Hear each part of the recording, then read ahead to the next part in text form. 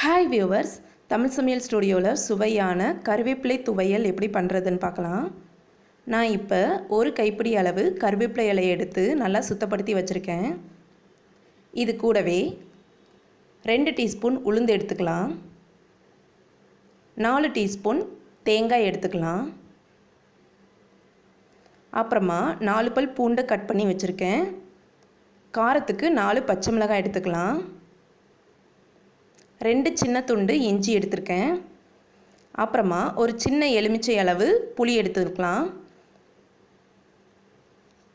இப்போ துவையல் எப்படி பண்ணுறதுன்னு பார்க்கலாம்.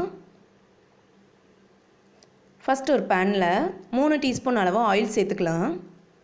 எண்ணெய் சூடான உடனே நாம் வச்சுருக்கிற உளுந்தை சேர்த்துக்கலாம். இந்த உளுந்தை லைட்டாக வேக விடலாம். லைட்டாக வதங்கின உடனே இதில் நாம் வச்சுருக்கிற இஞ்சி, பூண்டு, பச்சை மிளகாய் சேர்த்துட்டு அதையும் நல்லா வதக்கிக்கலாம்.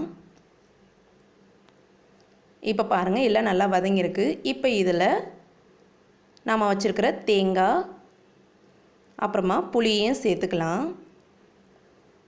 நல்லா மிக்ஸ் பண்ணிவிட்டு வேக விடலாம். தேங்காயையும் எண்ணெயிலே சேர்த்துட்டு வேக விட்டால் துவையல் அதிக நேரம் கெடாமல் நல்லாயிருக்கும். இப்போ பாருங்கள், எல்லாம் நல்லா வதங்கின உடனே நம்ம வச்சுருக்கிற கருவேப்பிலை இலையை சேர்த்துக்கலாம். நல்லா மிக்ஸ் பண்ணிவிட்டு இந்த கருவேப்பிலை இலையோட பச்சை வாசனை போகிற வரைக்கும் நல்லா வேக விடணும். இப்போ பாருங்கள், கருவேப்பிலை இலை நல்லா வெந்து வந்திருக்கு. இந்த ஸ்டேஜ் வரைக்கும் நல்லா வேக விட்டுக்கோங்க. அவ்வளோதான். இப்போ ஸ்டவ்வை ஆஃப் பண்ணிவிட்டு இதை ஆற விடலாம். எல்லாம் ஆறின உடனே ஒரு மிக்ஸி ஜாரில் மாற்றிக்கலாம். தேவையான அளவு உப்பு சேர்த்துக்கலாம். சேர்த்துட்டு இதை நல்லா அரைச்சிக்கலாம். பாருங்கள், நல்லா அரைச்சாச்சு. அவ்வளோதான், சுவையான கருவேப்பிலை துவையல் தயாராகிருச்சு.